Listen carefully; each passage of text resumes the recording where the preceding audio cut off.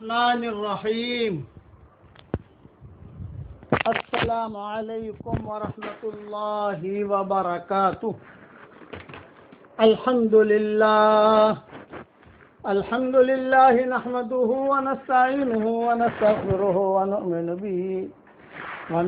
به ونتوکل علیہ ونعوذ باللہ من شرور انفسنا ومن سیئات اعمالنا ونعوذ باللہ من شرور انفسنا ومن سیئات اعمالنا من يهده الله فلا مضل له ومن يضلله فلا هادي له ونشهد ان لا اله الا الله وحده لا شريك له ونشهد ان سيدنا ومولانا محمدا عبده ورسوله صلی اللہ علیہ وعلا آلہ واصحابہ وبارک وسلم تسلیما کثیرا کثیرا. اما بعد فاعوذ باللہ من الشیطان الرجیم. بسم اللہ الرحمن الرحیم. فأما من أوتي كتابه بيمينه فيقول هاؤم اقرءوا كتابيه إني ظننت أني ملاق حسابيه فهو في عيشة راضية في جنة عالية قطوفها دانية کلوا واشربوا ہنیئا بما اسلفتم فی الایام الخالیہ. واما من اوتی کتابہ بشمالہ فیقول یا لیتنی لم اوت کتابیہ ولم ادر ما حسابیہ یا لیتہا کانت القاضیہ ما اغنى عني ماليا هلك عني سلطانيا خذوه فغلوه ثم الجحيم صلوه ثم في سلسلة ذرعها 70 ذراعا فاسلكوه إنه كان لا يؤمن بالله العظيم ولا يحض على طعام المسكين فليس له اليوم هاهنا حميم ولا طعام إلا من غسلين لا يأكله إلا الخاطئون. صدق اللہ العظیم. قابل احترام مائیں، بہنیں، بیٹیاں، بہوئیں، بچیاں اور ہمارے محترم بھائی اور ہمارے برادران وطن بھی اور دنیا بھر میں جہاں جہاں یہ آواز پہنچ رہی ہے، سب کو میں ایک اہم بات کی طرف متوجہ کرتا ہوں. وہ یہ ہے کہ ہم سب کو اللہ نے پیدا کیا ہے اور ہر چیز کا مالک اللہ ہے. جتنی حکومتیں ہیں دنیا میں، جتنی زمینیں ہیں، جتنے ٹاور ہیں، جتنے ہوائی جہاز ہیں، جتنے مرد اور عورتیں ہیں، جتنے انسان ہیں، جتنے ذرات ہیں، جتنے سونے کے خزانے ہیں، ہیروں کے خزانے ہیں، ان سب کا مالک صرف اللہ ہی ہے. ہاں، ہم کو اللہ تعالیٰ نے اس پر تھوڑا سا قبضہ دیا ہے کہ چلو یہ کرو. تو آدمی حکومت چلاتا ہے، آدمی اپنا کاروبار چلاتا ہے، آدمی جو اپنا گھر بار چلاتا ہے، لیکن ملکیت اس کی ہے، اسے نے سب کچھ پیدا کیا ہے. تو میں سب کو ایک بات کی دعوت دیتا ہوں، وہ یہ کہ ہمارا اللہ بہت بڑا ہے اور بہت بڑی طاقت والا ہے، بہت بڑی طاقت والا. اتنے بڑے سورج کو روزانہ نکالتا ہے، اور روزانہ غروب کرتا ہے. جب سورج نکلتا ہے تو روایتوں میں آتا ہے کئی ہزار فرشتے بڑی بڑی لمبی لمبی لگاموں کو لگا کر اس کو نکالتے ہیں. یہ صحیح حدیثوں میں آتا ہے اور روزانہ ہوتا ہے.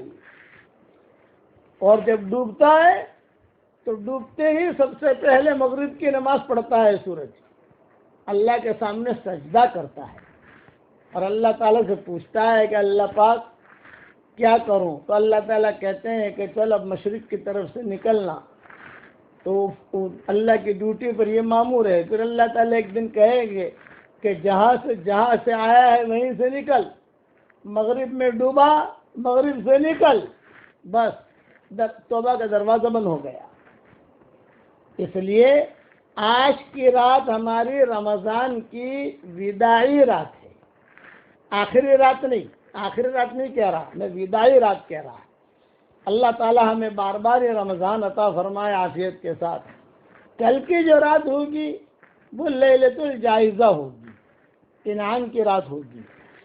تو آپ جو ہے میرے ساتھ تھوڑا سا یہ معاہدہ کر لیں, اور یہ اللہ تعالیٰ کے ساتھ معاہدہ کر لیں کہ جتنا ہو سکے ہم اپنے گھروں میں, اپنے کاروباروں میں اللہ کی بڑائی کو بولیں, اللہ کی بڑائی کو سنیں, اللہ کی بڑائی کے مذاکرے کریں ہمارے گھروں میں. آج کل لاک ڈاؤن ہے, گھر میں رہنا ہے آدمی کو, اور گھر میں جو آدمی اپنا وقت گزارتا ہے جس ترتیب سے بھی, تو یعنی بار بار چھوٹے بچوں کے سامنے اللہ کی بڑائی کو بہت بولو, اللہ کی بڑائی کے بہت مذاکرے کرو.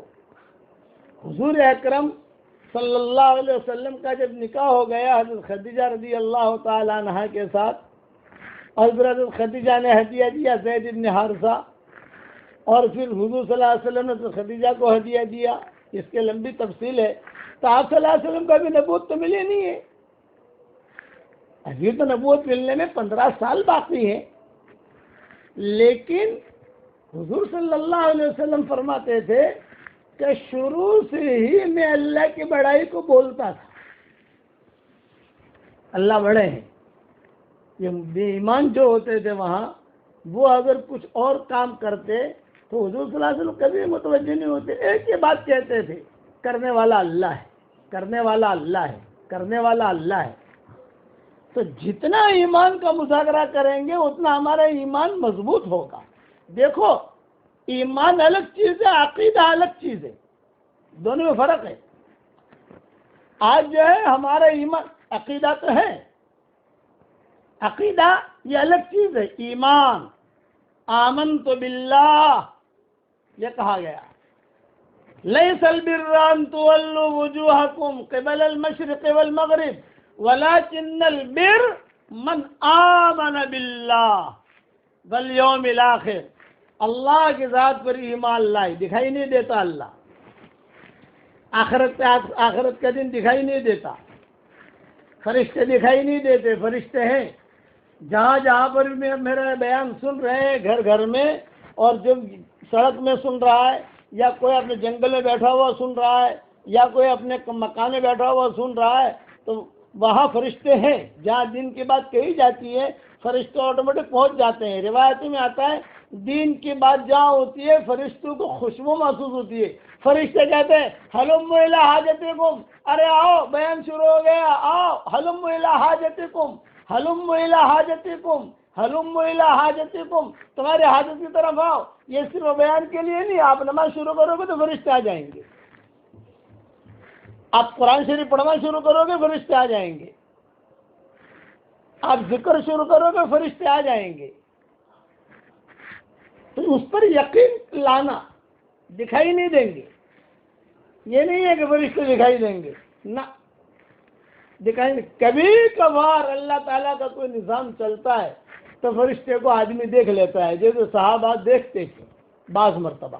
حضور اکرم صلی اللہ علیہ وسلم نے فرمایا ایک صحابی کو, رات کو سوتے وقت آیت الکرسی پڑھ کے سو جایا کرو, پوری رات فرشتہ آ کر تمہاری حفاظت کرے گا.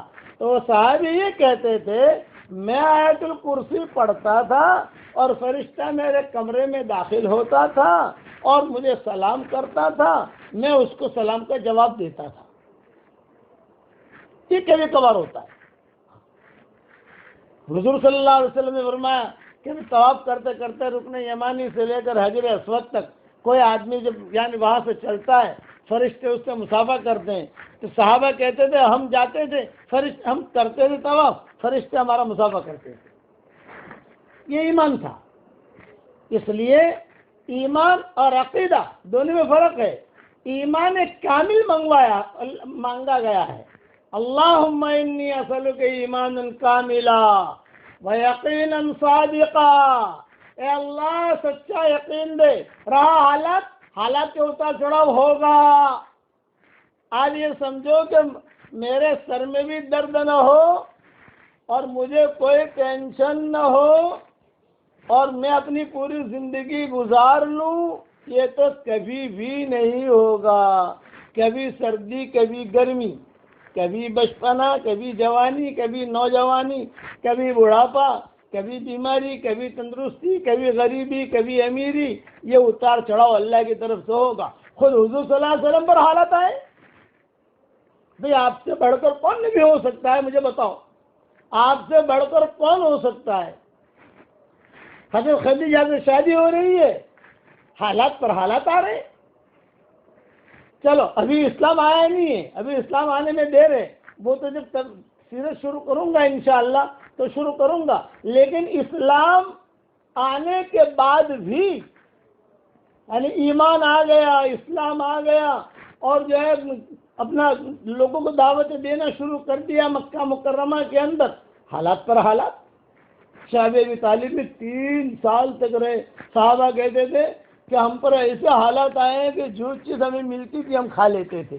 سعد بن ابی وقاص کہتے تھے راستے میں پڑی ہوئی کوئی چیز ملی، کوئی چیز گیلی تھی، میں نے یہ سوچا کہ شاید کبھی کوئی ناپاک چیز نہ ہو، میں نے دھو لیا اور میں نے کھا لیا، مجھے اب تک پتہ نہیں ہے میں نے میرے پیٹ میں کیا ڈالا۔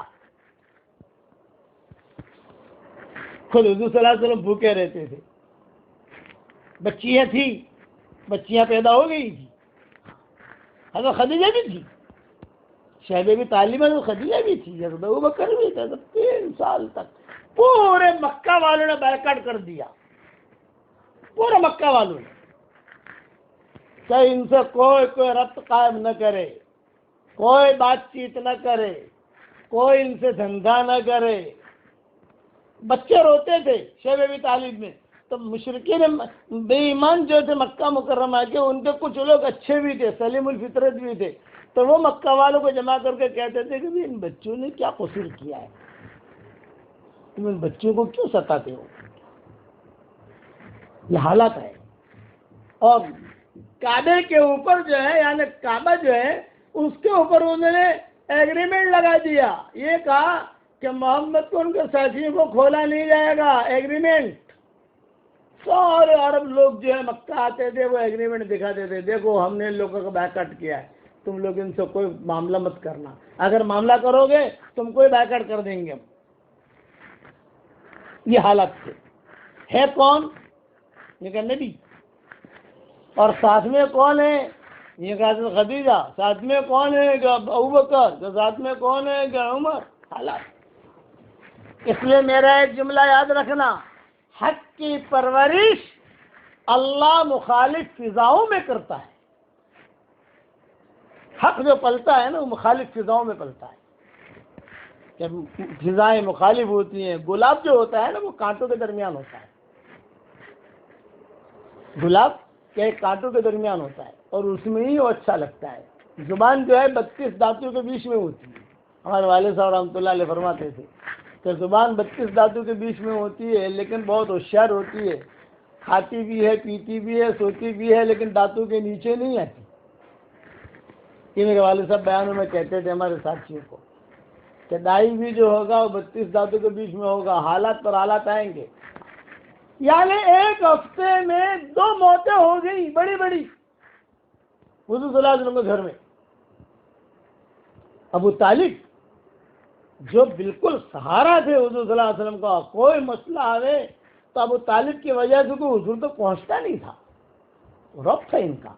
اور ابو طالب نے کہہ دیا تھا مکہ والوں سے کہ بھی چلو میرا مذہب اور ہے، محمد کا مذہب اور ہے، بھی میرا مذہب اور ہے، محمد کا مذہب اور ہے، لیکن یہ میرا خاندانی آدمی ہے، میرے بھائی کا بیٹا ہے، اس لیے میں ساتھ اس کا دوں گا۔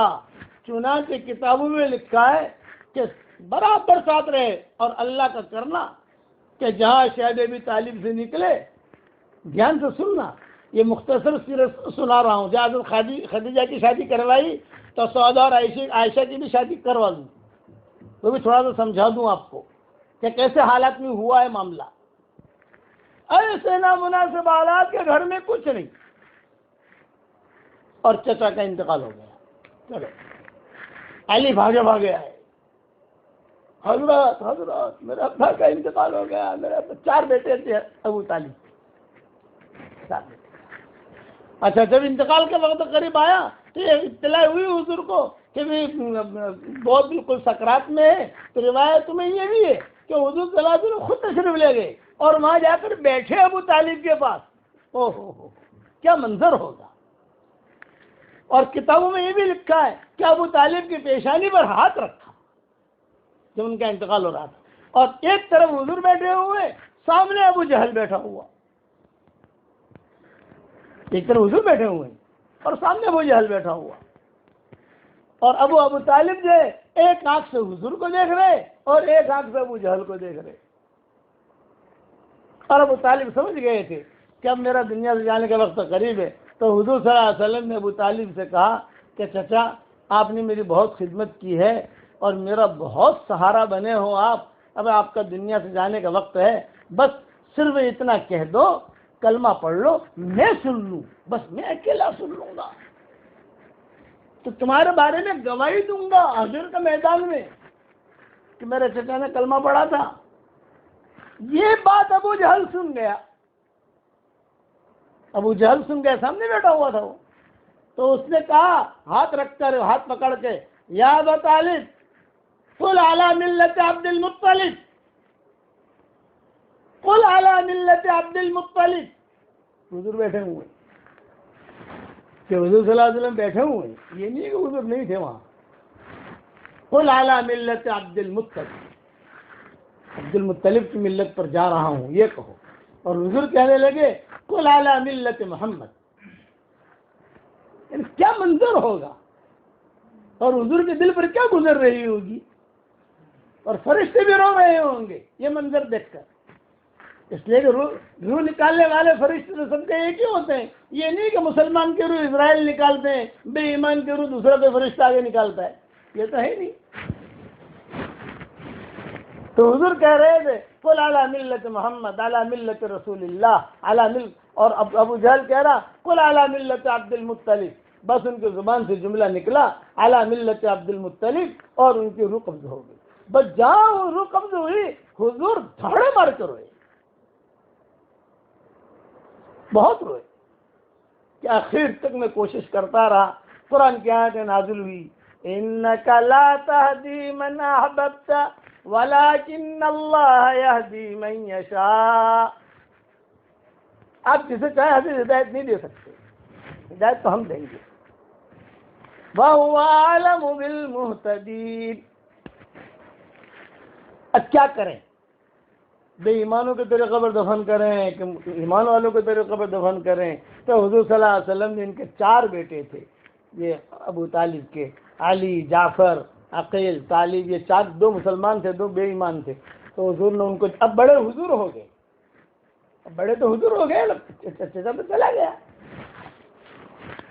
تو ان کو بلا کر کہا کہ دیکھو تمہارے ابا کا، اب حضرت عباس بھی تھے، ہاں حضرت عباس کا نام بھی آتا ہے، اور ان کے بھائی تھے حضرت عباس، اور حضرت حمزہ کا نام بھی آتا ہے، یہ سارے کے سارے، اور حارث بھی جو اب تک زندہ تھے، بڑے بھائی وہ بھی زندہ تھے۔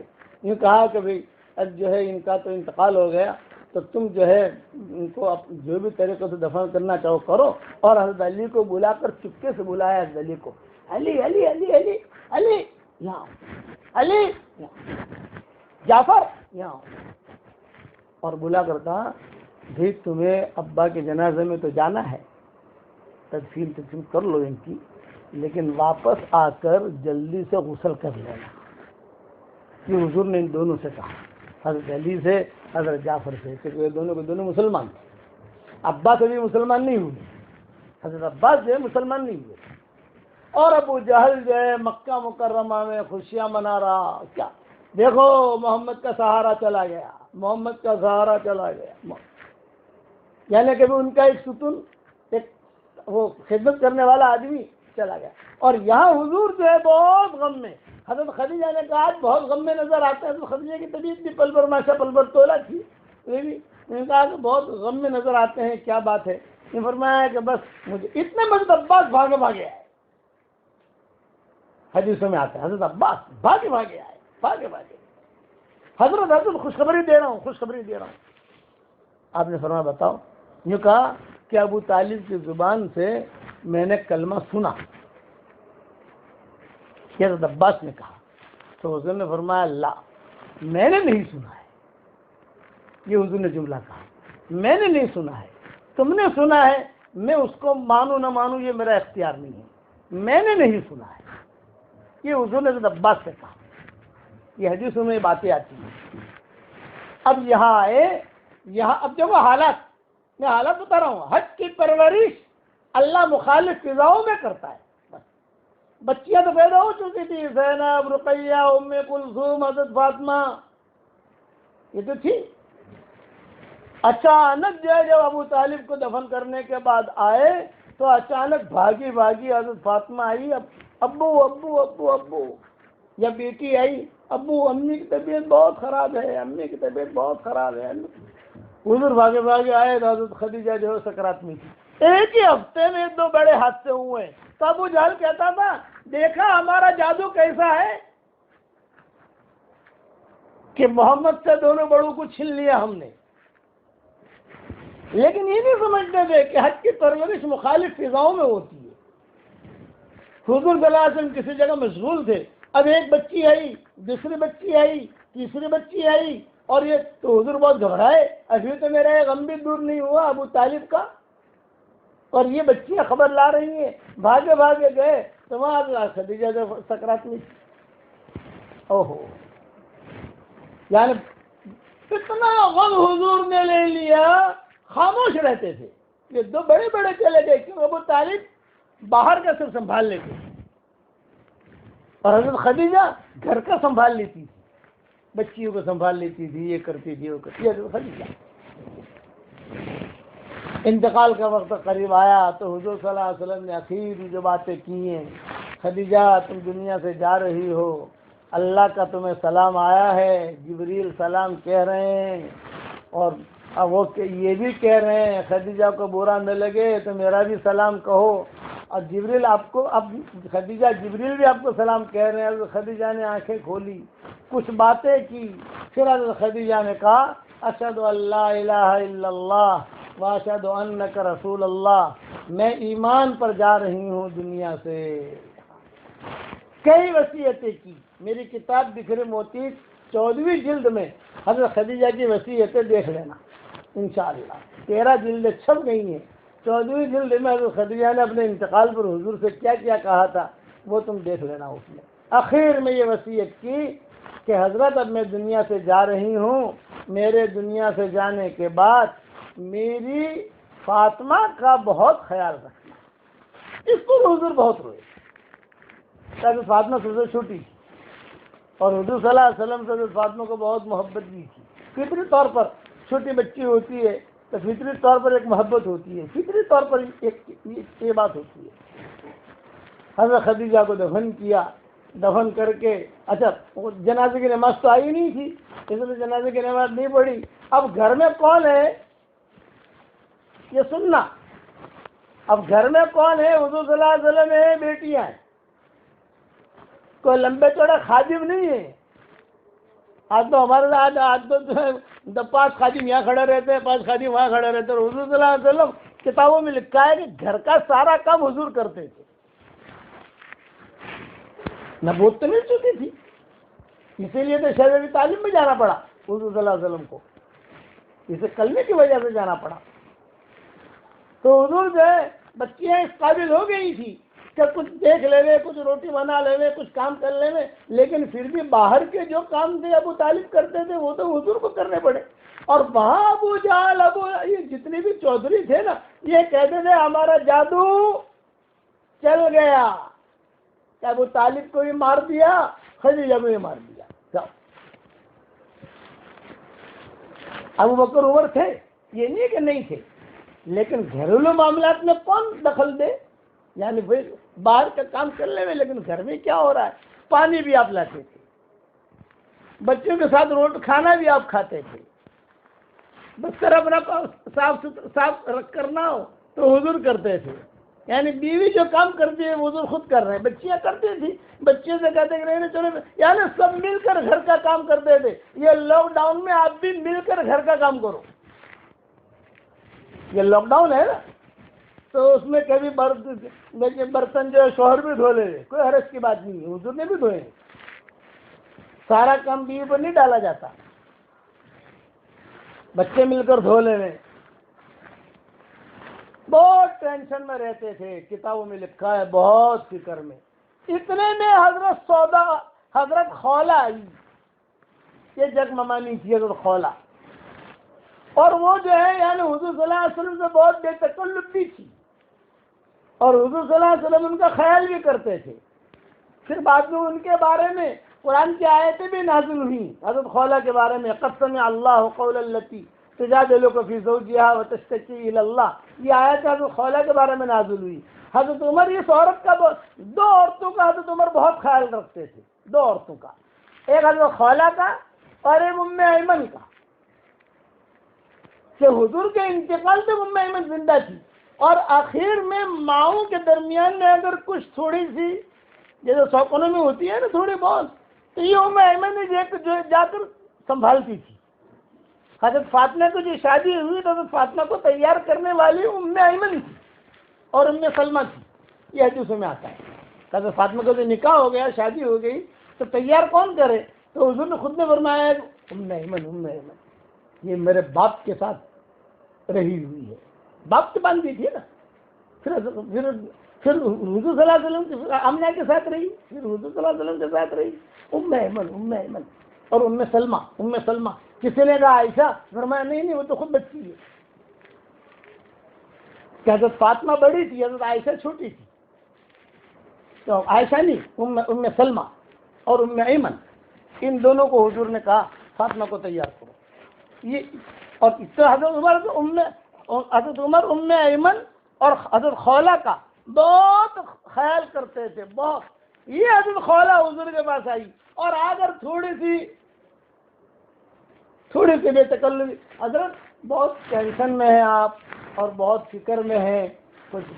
آپ نے فرمایا خولا کیا کروں، پیاری بیوی بھی چلی گئی، پیارا چچا بھی چلا گیا، گھر کی ساری ذمہ داری میرے اوپر آ گئی. تو حضرت خولا نے فوراً کہا کہ حضرت آپ کے لیے پھر کوئی اچھی سی عورت دیکھ لوں مکہ میں. آپ نے فرمایا ہاں دیکھو. تو حضرت خولا نے پوچھا کنواری دیکھوں یا سیبہ دیکھوں؟ تو آپ تھوڑی دیر خاموش رہے. خاموش رہنے کے بعد کہا دونوں دیکھو. پھر ایک جملہ کہا، یہ جملہ عورتیں سنیں. یہ حضور نے اس وقت کہا ہاں یہ شادیاں کرانا، لڑکیاں دیکھنا یہ عورتوں کا ہی کام ہے. یہ حضور نے جملہ کہا اس وقت میں، کہا یہ تم عورتوں کا ہی کام ہے. اب خیریں کیسے متوجہ ہوتی ہیں. اب کتابوں میں لکھا ہے کہ حضرت خولا نے اجازت لے کر چلی. فاطمہ سن رہی، زینب سن رہی، یہ بچیاں بڑی ہو گئی تھی، زینب ام کلثوم وغیرہ سب جو ہے وہ سب سن رہی کہ بھئی ہمارے باپ کی شادی کی بات کر رہے ہیں حضور صلی اللہ علیہ وسلم کی. سب نے جو ہے اتفاق کیا. حضرت خولا باہر نکلی، باہر ہی حضرت سودا کھڑی تھی. سودا پیغام لائی ہوں کہ کون؟ یہ کہا محمد صلی اللہ علیہ وسلم. حضرت سودا مسلمان ہو چکی تھی. محمد صلی اللہ علیہ وسلم. ہاں بہت اچھا، لیکن میرے باپ سے جا کر کہو. یہ حضرت سودا نے کہا کہ میرے باپ بیٹھے ہیں، وہ مکہ میں چھوٹا تھا نا، میں یہی کھڑی ہوں، وہ میرے باپ بیٹھے ہیں ان سے جا کر بات کرو، لیکن خولہ اسلام کا سلام مت کرنا، جاہلیت کا سلام کرنا۔ ان کو جاہلیت کا سلام اچھا لگتا ہے، اگر اسلام کا سلام کرو گی تو میری شادی نہیں ہوگی یہاں، اور اگر جاہلیت کا سلام کرو گی تو فوراً ہاں کہہ دیں گے وہ، ان کو جاہلیت کا سلام بہت اچھا لگتا ہے۔ تو پھر پوچھا حضرت خولہ نے کہ اسلام کا سلام تو جانتی ہوں، السلام علیکم ورحمۃ اللہ وبرکاتہ، لیکن جاہلیت کا سلام کیا ہے؟ تو فرمایا وہاں جا کے کہنا گڈ مارننگ، انعم صباحا، یہ کہنا، یہ پڑھا کے بھیجا۔ اور ایک درخت تھا وہاں حضرت سودا جو ہے کھڑی رہی، دیکھ رہی، اور یہ گئی خولہ کیونکہ سارا مکہ جانتا تھا، جگ مما نہیں تھی، جگ چچی تھی، سارا مکہ جانتا تھا ان کو، خولہ کو۔ جب وہاں گئی تو حضرت سودا کے والد نے کہا ارے واہ خولہ، واہ واہ خولہ، کیوں آئی، کیا ہوا؟ انہوں نے کہا گڈ مارننگ، انیم صباحا، انیم صباحا، ارے بٹھایا جو دیہاتوں کے اندر جو بیٹھنے کی جگہ ہوتی ہے، چارپائی وغیرہ، بیٹھ، کیوں آئی ہو خولہ؟ یہ کہا سودا کا پیغام لے کر آئی ہوں۔ تو کون؟ یہ کہا محمد ابن عبداللہ ابن عبد المطلب۔ ہاں وہ ان کی بیوی کا انتقال ہو گیا ہے وہ، ہاں اچھا نوجوان ہے، ٹھیک ہے میں تیار ہوں، لیکن سودا سے بھی پوچھ لو۔ تو حضرت خولہ نے کہا میں پوچھ کے آئی ہوں۔ تو بہت اچھا، پھر اب یہ دونوں باتیں کر رہے ہیں تو عبداللہ ابن زمعہ یہ حضرت سودا کے بھائی تھے اور بہت لاڈلے بھائی تھے، عبداللہ ابن زمعہ، جب یہ مسلمان نہیں ہوئے تھے، یہ اندر سے سن رہے تھے، وہ بھاگے آئے، ابا کیا بات کر رہے ہو آپ؟ یہ کہا وہ سودا کا رشتہ آیا ہے محمد ابن عبداللہ ابن عبد المطلب کے ساتھ۔ عبداللہ ابن زمعہ نے کہا ہرگز نہیں، وہ تو جو ہے محمد تو مسلمان ہے، ہمارے ہاں تو اسلام کا کوئی مسئلہ نہیں ہے، ہماری بہن کو خراب کریں گے، میں تیار نہیں ہوں۔ سودا کہتی تھی میں دور کھڑے دیکھ رہی ہوں کہ اللہ یہ مصیبت کہاں سے کھڑی ہو گئی، اور وہ عبداللہ ابن زمعہ نے تو گھر کا سارا سامان توڑنا شروع کر دیا، اسے توڑا، باہر پھینکا، یہ پھینکا۔ خولہ کہتی تھی کہ میں بھی گھبرائی، اور میں کیا کروں، باپ بھی بوڑھا تھا وہ بھی گھبرایا، یہ ذرا وٹ والا تھا عبداللہ ابن زمعہ، تو حضرت سودا بھاگی آئی، ابا کیا ہو رہا ہے؟ تو پھر اب کہا بھی تیرا رشتہ آیا ہے محمد ابن عبداللہ کے ساتھ، یہ خولہ لائی ہے، لیکن تیرا بھائی انکار کر رہا۔ حضرت سودا نے کہا کہ ابا میں تیار ہوں، میرے بھائی کو کیا آپ پہنچتا ہے منع کرنے کا، میں تیار ہوں۔ اس وقت تک عبداللہ ابن زمعہ مسلمان نہیں ہوئے تھے، بعد میں جب مسلمان ہوئے تو اپنی اس حرکت پر بہت روتے تھے، بعد میں رضی اللہ تعالیٰ عنہ بن گئے، ان کے بڑے قصے عبداللہ ابن زمعہ کے، یہ جو سودا کے بھائی تھے بہت روتے تھے کہ میں نے کیوں ایسی نادانی کی۔ حضور صلی اللہ علیہ وسلم کے ساتھ نکاح ہو گیا حضرت سودا کا۔ اب سنو، حضور صلی اللہ علیہ وسلم، حضرت سودا تھوڑی بھاری بدن کی تھی لیکن مزاج میں ظرافت تھی۔ اب ظرافت کیا سمجھاؤں ممنوعیوں کو اور آج کل کے لوگوں کو، جو پڑھی لکھی عورتیں وہ تو سمجھیں گی۔ ظرافت کا مطلب یہ ہے کہ حضرت سودا ہنساتی بہت تھی،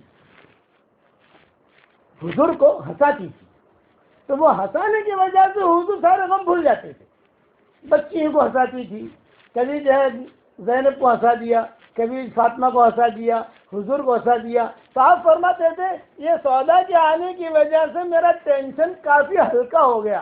کیوں کہ اچھا ہنسانے کے قصے بھی بہت ہیں، میں سوچتا تھا 2-4 قصے بیان کر دوں، کیا کہہ کے ہنساتی تھی، لیکن اب وقت بھی نہیں، بہت ہنساتی تھی حضور صلی اللہ علیہ وسلم کو۔ کبھی کبھی حضور جو ہے عام طور سے حضور کہا بھی لگاتے، لیکن کبھی کبھی چارپائی پر بیٹھے کوئی چیز، کوئی چٹکلا چھوڑ دیتی حضرت سودا، تو سب سے زیادہ زینب اور کلثوم یہ ہنستی، اور حضور جو ہے یہ اپنا پیٹ پکڑ کے یہ ہلتے رہتے۔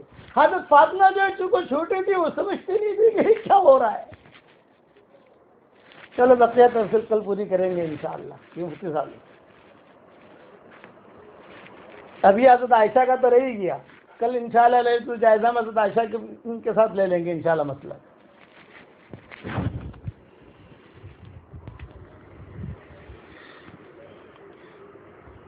سلام جو ہے وہ ہمارے اسلام کا بہت بڑا شعار ہے اور حضور اکرم صلی اللہ علیہ وسلم کی سنت بھی ہے۔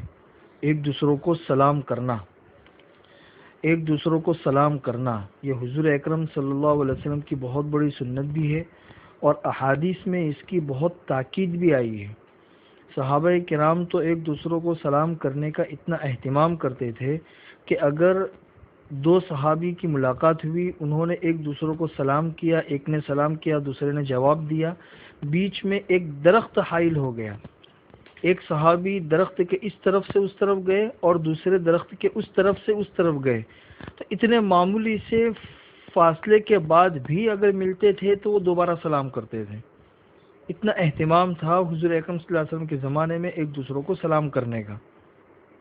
اور سلام کی اہمیت کا اندازہ اس سے بھی ہم لگا سکتے ہیں کہ ایک حدیث میں حضور اکرم صلی اللہ علیہ وسلم نے ارشاد فرمایا کہ لا تؤمنوا حتی تؤمنوا، لا تدخلوا الجنت حتی تؤمنوا، جب تک تم ایمان والے نہیں بن جاؤ گے تب تک تم جنت میں داخل نہیں ہو سکتے۔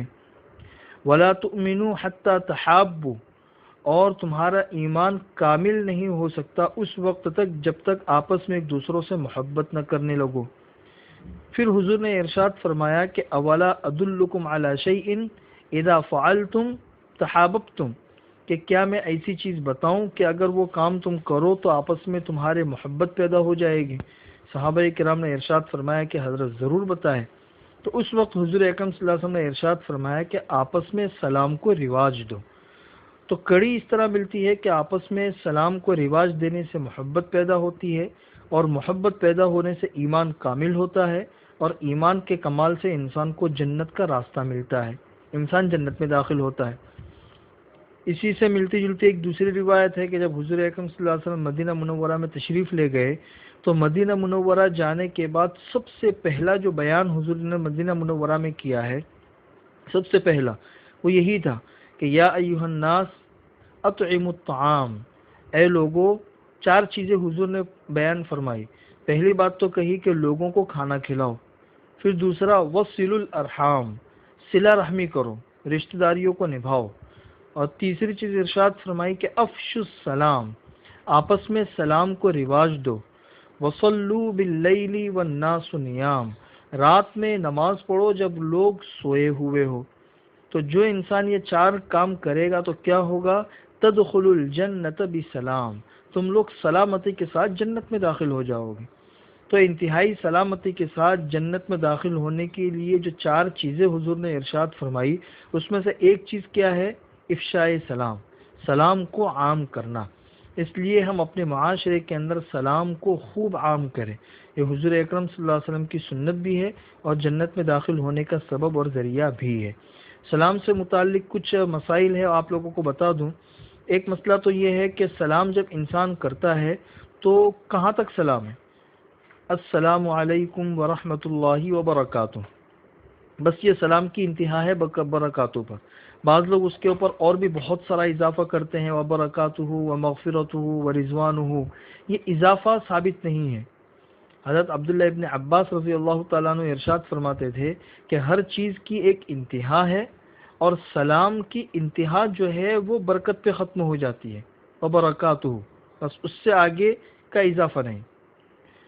اسی طرح دوسرا مسئلہ یہ ہے کہ جب لوگ گھر میں داخل ہوتے ہیں تو ظاہر سی بات ہے اگر گھر میں گھر والے لوگ موجود ہیں تب بھی سلام کا اہتمام کرنا چاہیے، اس سے گھر کے اندر برکتیں آتی ہے۔ لیکن اگر گھر میں داخل ہوئے اور گھر میں کوئی نہیں ہے تو کیا اس وقت بھی سلام کرنا ہے یا نہیں کرنا ہے؟ اس لیے کہ بھئی سلام تو انسان ملاقات کے وقت میں کرتا ہے، اب یہاں پہ تو کوئی ہے ہی نہیں تو سلام کیوں؟ تو اس کا جواب یہ ہے کہ اگر گھر میں کوئی نہیں ہے تب بھی سلام کرنا چاہیے، اور اس وقت کا سلام اس طریقے سے ہوتا ہے السلام علینا وعلی عباد اللہ الصالحین۔ گھر میں کوئی نہیں ہے اس وقت داخل ہونے پر یہ سلام ہوتا ہے السلام علینا وعلی عباد اللہ الصالحین، اس لیے کہ سلام جو ہے وہ صرف کلمہ ملاقات نہیں ہے کہ ملاقات کے وقت میں انسان کو سلام کی جائے، بلکہ سلام ایک دعا بھی ہے۔ اس لیے گھر میں کوئی نہیں ہے تو اس وقت میں اس طرح سلام کرو تو اس میں ہم پر سلامتی ہے اور اللہ کے نیک بندوں پر، اور اللہ کے نیک بندوں کے اندر فرشتے بھی ہے اور اسی طرح پاک جنات بھی ہے جو گھر کے اندر کی مخلوق ہے، تو ان سب کے اوپر سلامتی ہو جائے گی۔ تیسرا مسئلہ یہ دھیان میں رکھے کہ سلام کرنا تو سنت ہے، لیکن سلام کا جواب دینا یہ واجب ہے۔ سلام کرنا سنت ہے، لیکن اگر آپ کو کسی نے سلام کیا تو پھر اس کو جواب دینا یہ واجب ہے۔ اگر انسان جواب نہیں دے گا تو ایک واجب کا ترک ہوگا۔ اسی کے ساتھ میں یہ مسئلہ بھی دھیان میں رکھیں کہ جیسے آج کل یہ سوشل میڈیا کا زمانہ ہے، فیس بک ہے، واٹس ایپ ہے، اور اس کے علاوہ پہلے زمانے میں تو کیا ہوتا تھا، خطوط ہوتے تھے، خطوط کے اوپر سلام لکھا ہوا ہوتا تھا۔ اب خط کا جواب لکھ دیا وعلیکم السلام ورحمۃ اللہ، اس کے نیچے جواب لکھ دیا تو ہو گیا سلام کا جواب۔ لیکن اس پر جو سلام آتے ہیں السلام علیکم ورحمۃ اللہ، تو چونکہ یہ بھی سلام ہے اس لیے اس سلام کا جواب دینا بھی واجب ہے اصولی طور پر۔ لیکن یہ بات بھی دھیان میں رکھے کہ سلام کا جواب دینا واجب ہے، سلام کا جواب لکھنا یا سنانا یہ ضروری نہیں ہے۔ اس لیے اگر کسی کا سلام دیکھا، کسی شخص نے منہ سے جواب دے دیا کبھی وعلیکم السلام، تو واجب ادا ہو گیا۔ کوئی ضروری نہیں ہے کہ سلام آیا ہے تو اس سلام کا جواب لکھ کر بھی سامنے والے کو بھیجو، یہ کوئی ضروری نہیں ہے۔ زبانی طور پر جواب دے دیا تو بھی جواب دینا جو واجب ہے اس پر عمل ہو جائے گا۔ اسی میں ایک مسئلہ یہ بھی دھیان میں رکھے کہ جہاں فتنے کا اندیشہ ہو وہاں سلام کرنا جائز نہیں ہے۔ جیسے ایک جوان عورت ہے، جوان مرد ہے، تو جوان عورت جوان مرد کو سلام کرے، دونوں اجنبی ہے، کوئی آپس میں کوئی ایسا خاص تعلق بھی نہیں ہے، کسی اعتبار سے کچھ بھی نہیں، دونوں میں سے ایک دوسروں کو سلام کرے گا تو یہاں پہ ظاہر سی بات ہے فتنے کا اندیشہ ہے۔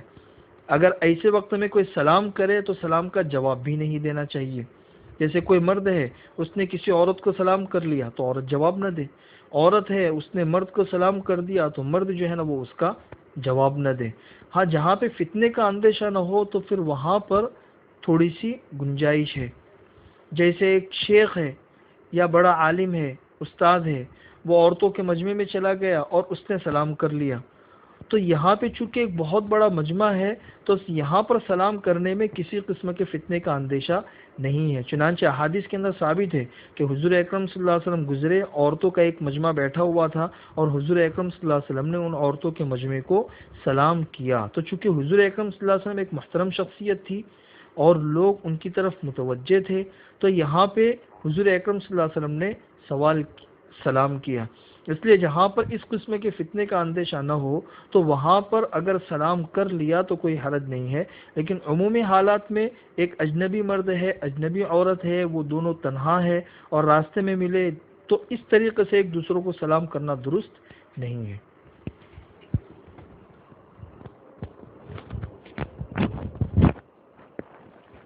کل انشاءاللہ حضرت سودا اور حضرت عائشہ رضی اللہ تعالیٰ عنہما کی کچھ باتیں بیان کر کے انشاءاللہ کل دعا کرا لیں گے۔ کل اطمینان کی رات ہے تو اس میں بھی انشاءاللہ مختصر بیان وہی 10 بجے سے شروع ہوگا انشاءاللہ، اور مختصر دعا جو بھی اللہ تعالیٰ توفیق دے دے۔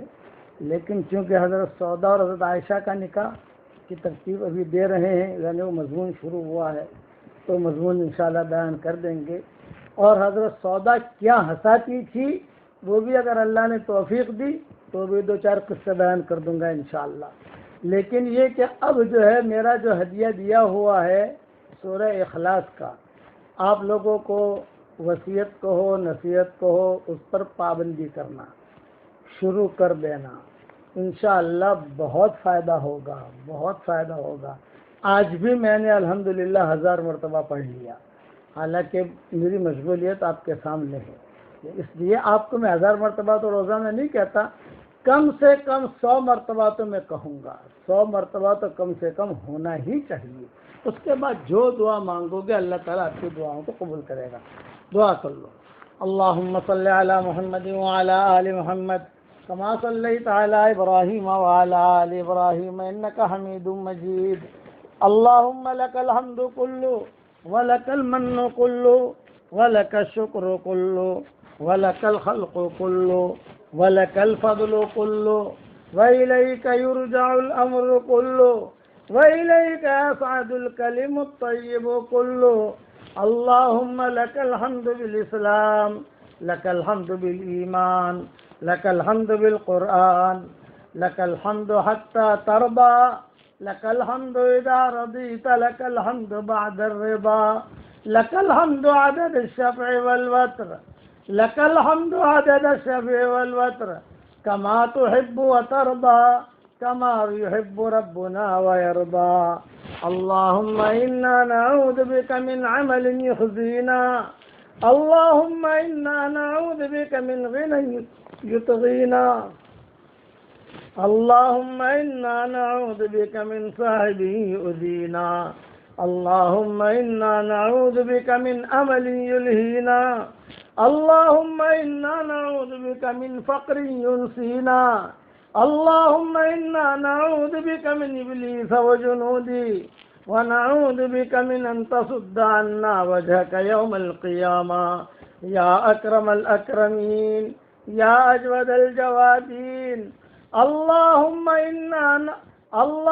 اعتق رقابنا من النار، اللهم اعتق رقابنا من النار، اللهم اجعلنا من عتقائك من النار.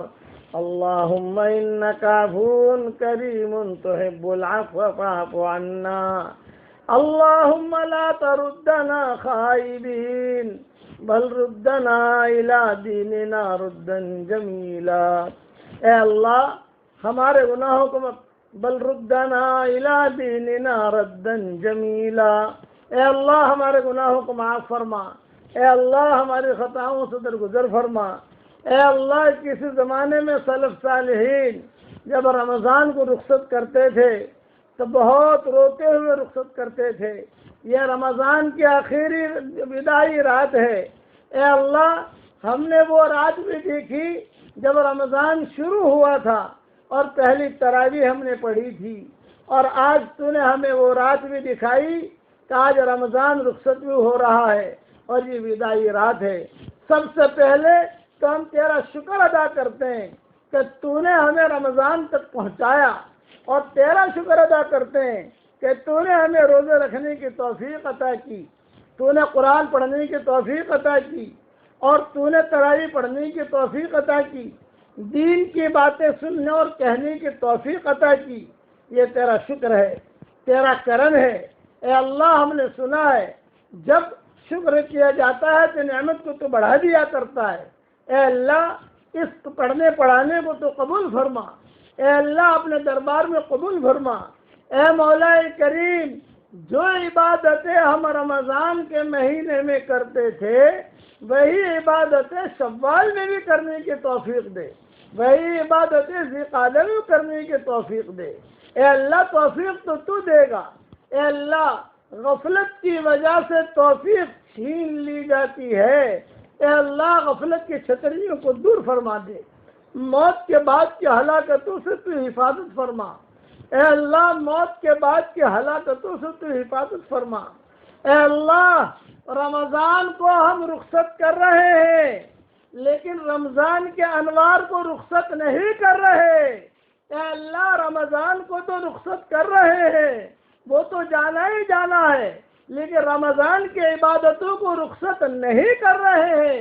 رمضان کو تو رخصت کر رہے ہیں لیکن رمضان میں جو پڑھنا پڑھانا جو دعائیں ہوتی تھی اسے رخصت نہیں کر رہے ہیں.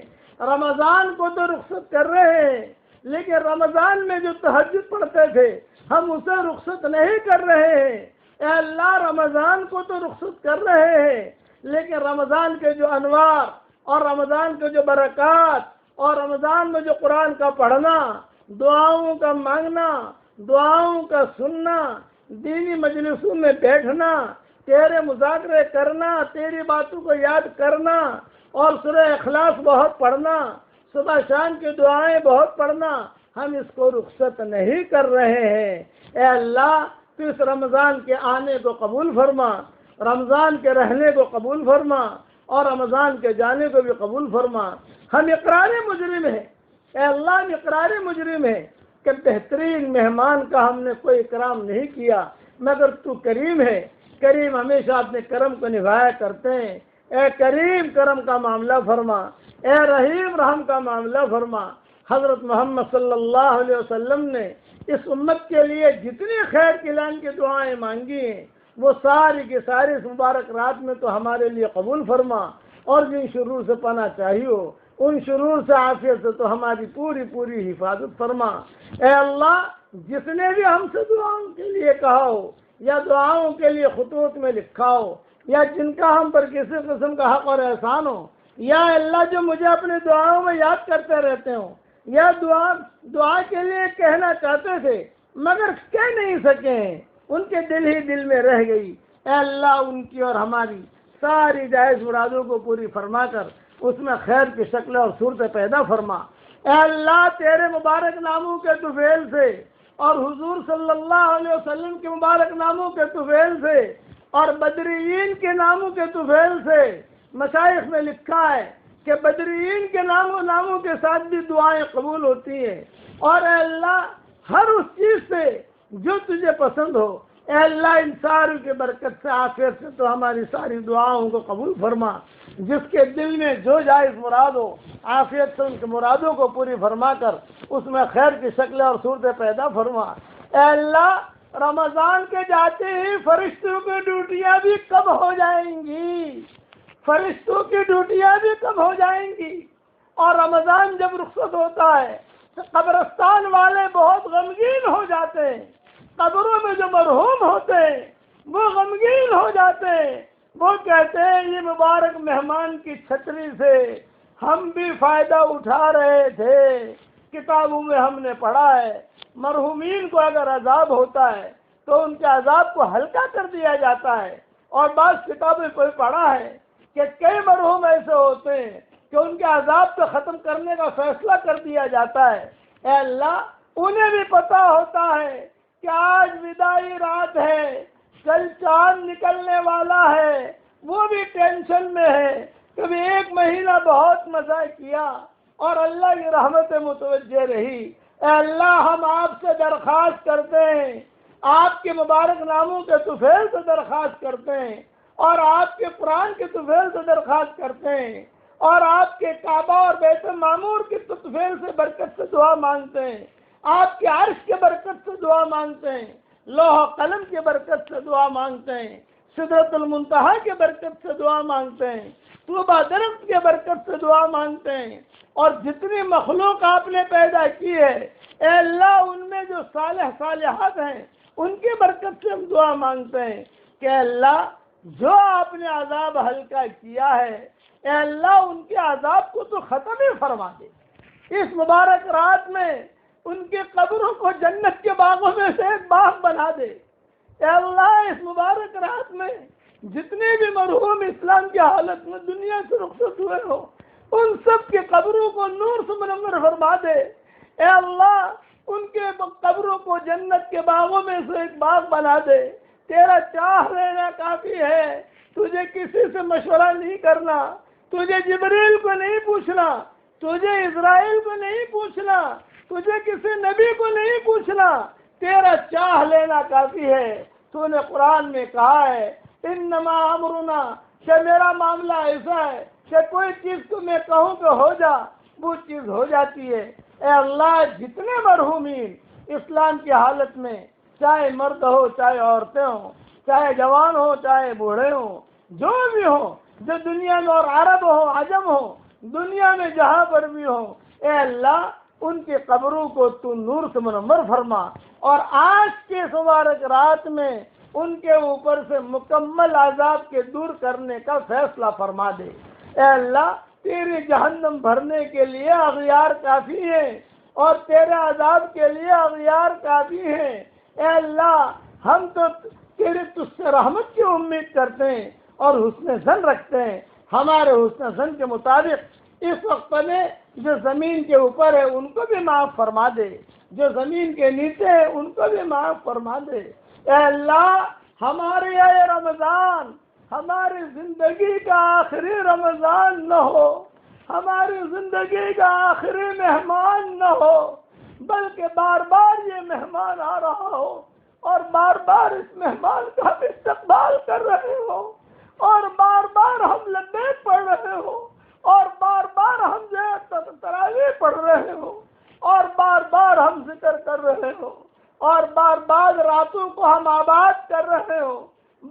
اس کا استقبال کر رہے ہو. اللہم لا تجعل هذا رمضان آخر رمضاننا فی حیاتنا بل کرارا و مرارا بل کرارا و مرارا بل کرارا و مرارا بل کرارا و مرارا. اے اللہ بار بار ہمیں مہینے تک پہنچنے کی توفیق دینا. اے اللہ سلف صالحات یہ رات جو گزر رہی ہے اس میں خاموش ہو جاتے تھے اور بالکل غمگین رہتے تھے اور آسمان کی طرف دیکھتے رہتے تھے کہ یہ مہمان اب جانے کی تیاری میں ہے, یہ انوارات جانے کی تیاری میں ہے, اس لیے کہ رمضان کے مہینے میں تو بھی تو زیادہ خوش رہتا ہے. اللہ تو بھی تو جنت کے دروازوں کو کھول دیتا ہے اور جہنم کے دروازوں کو بند کر دیا جاتا ہے, شیطانوں کو بند کر دیا جاتا ہے. اے اللہ کل چاند دکھائی دے گا, سب سے پہلے تو شیطان نکلے گا اور پورے مہینے کی کارگزاری لے گا اور ہمارے ایمان کے ساتھ کھیلنا شروع کرے گا. ایک طرف شیطان نے پریشان کیا اور ایک طرف نفس نے پریشان کیا, ایک طرف خواہشات نے پریشان کیا, ایک طرف کورونا وائرس نے پریشان کیا اور ایک طرف ملکی حالات نے پریشان کیا. اے اللہ اگر آپ نے دھکا مار کر ہمیں نکال بھی دیا ہم کہاں جائیں گے؟ تیرا ہی دروازہ ہم نے دیکھا ہے. اغلقت جمیع الابواب الا بابک, سارے دروازے بند ہو چکے ہیں, صرف آپ کا دروازہ کھلا ہوا ہے. اے کریم اس مبارک رات میں تیری رحمت کو جوش آتا ہے. اے اللہ زمین کے اوپر جتنے ہیں ان پر بھی معافی کا قلم پھیر دے اور زمین کے نیچے بھی جتنے ہیں ان پر بھی معافی کا قلم پھیر دے. انہیں پتہ چل رہا ہو کہ ہماری معافی ہو گئی, تیرے نزدیک کوئی مشکل نہیں ہے. اے اللہ ہمارے ماں باپ کی عمر میں برکت کا معاملہ فرما. کہ اے اللہ یہ مجمع جو آمین کہہ رہا ہے, کسی کے باپ کا انتقال ہو چکا ہے, کسی کی ماں کا انتقال ہو چکا ہے, کسی کی ماں اور باپ دونوں کا انتقال ہو چکا ہے, وہ قبروں میں انتظار کر رہے ہیں کہ کوئی ہمارے لیے بھی دعا کرتا ہے کہ نہیں کرتا.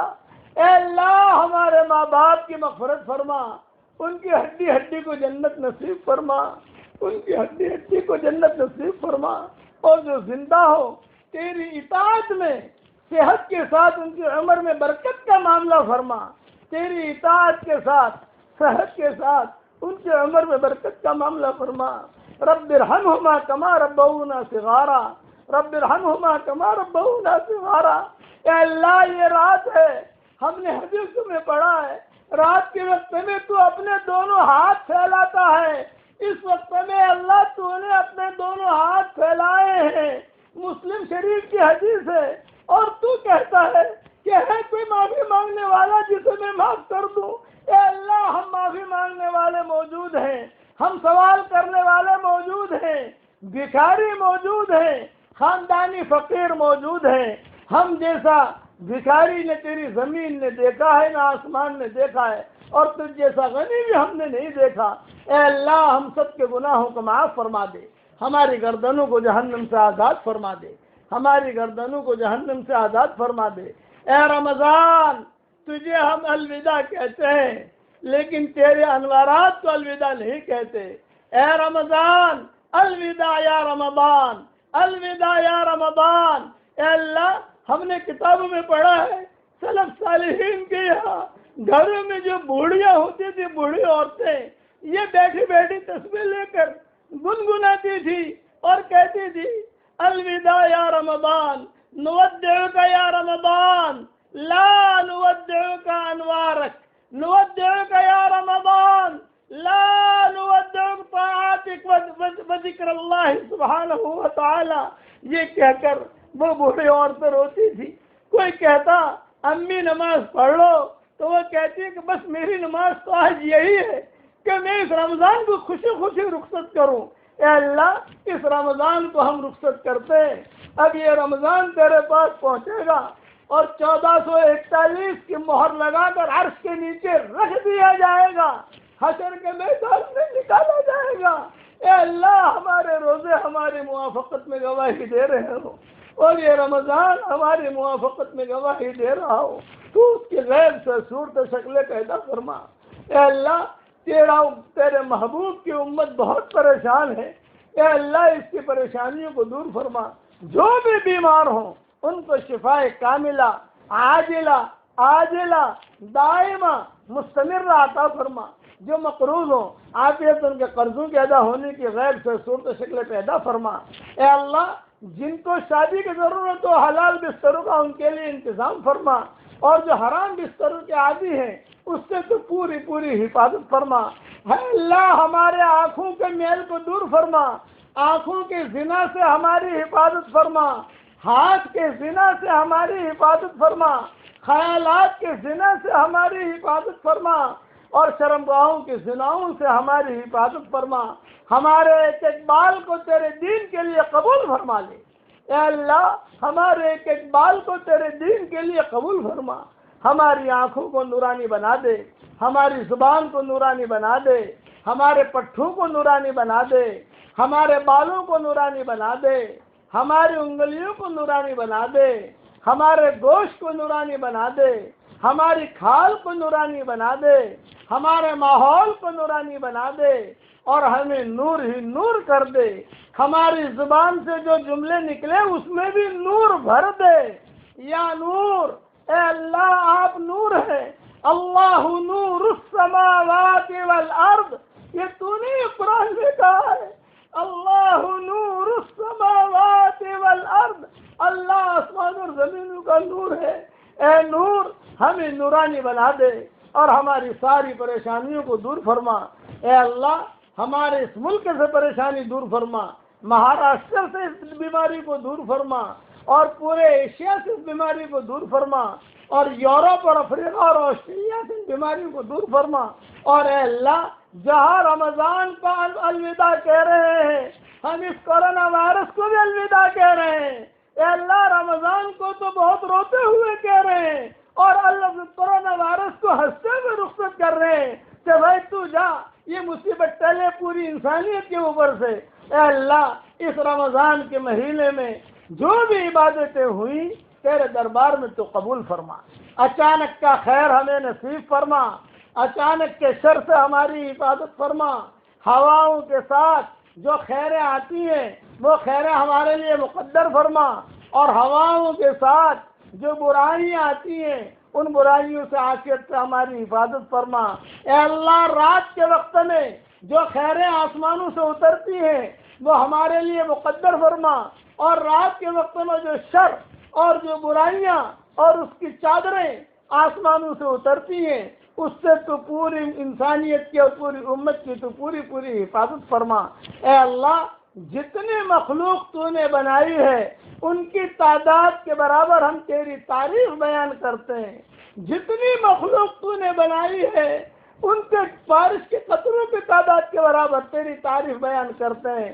آخر میں اتنا کہتا ہوں، جو پڑھنے لکھنے والا ہوگا یا پڑھی لکھی عورت ہوگی یا جو بہترین عالم سمجھدار ہوگا وہ میرے اس جملے کو سمجھے گا۔ عام آدمی بھی نہیں سمجھ سکتا اور عام عالم بھی نہیں سمجھ سکتا۔ بس اتنا میں جملہ آخر میں کہتا ہوں، یا رب لک الحمد علی سابغ نعمک عدد قطر الامطار وعدد ورق الاشجار وعدد ما اظلم علیہ اللیل واشرق علیہ النہار عدد الشفع والوتر کما یحب ربنا ویرضا، کما یحب ربنا ویرضا۔ اے اللہ یہ جملے ایسے جملے ہیں کہ اس میں ساری تیری تعریف گھیرے میں آ جاتی ہے۔ اس سے بڑی تعریف کے جملے کتابوں میں نہیں ملتے، الگ الگ قسم کے جملے ملتے ہیں، یہ سب سے ٹاپ 1 ہے۔ یا رب لک الحمد کما ينبغي لجلال وجهك وعظیم سلطانك عدد خلقك ورضا نفسك وزنة عرشك ومداد كلماتك عدد الشفع والوتر، عدد الشفع والوتر، عدد الشفع والوتر كما يحب ربنا ويرضى، كما يحب ربنا ويرضى۔ لا إله إلا الله العظيم الحليم، لا إله إلا الله رب العرش العظيم، لا الہ الا اللہ رب السماوات ورب الارض ورب العرش الكريم ما شاء الله كان وما لم يشاء لم يكن ولا حول ولا قوة إلا بالله العلي العظيم نسألك من خير ما سألك منه عبدك ونبيك سيدنا محمد صلى الله عليه وسلم ونعوذ بك من شر ما استعاذك منه عبدك ونبيك سيدنا محمد صلى الله عليه وسلم سبحان ربنا رب العزة عما يصفون وسلام على المرسلين والحمد لله رب العالمين.